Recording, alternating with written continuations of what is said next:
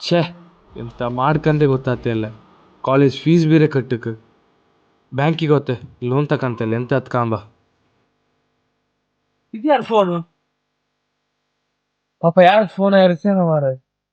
ಯಾರು ಸುತ್ತಮುತ್ತ ಯಾರು ಫೋನ್ ಬಂದಾಗಿತ್ತಲ್ಲ. ಯಾರ್ದಿದು?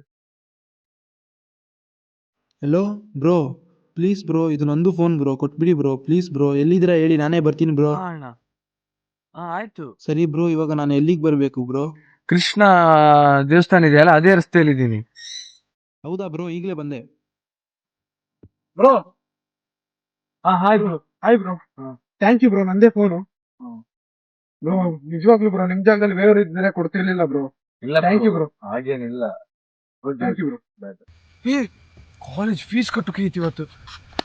ಬ್ಯಾಂಕಿನ ದುಡ್ಡು ತಕ ಬಂದಿದೆ. ಬ್ಯಾಂಕಿನ ತಕ ಬಂದು 10,000 ದುಡ್ಡು ಎಲ್ಲ ಹೋಯ್ತು.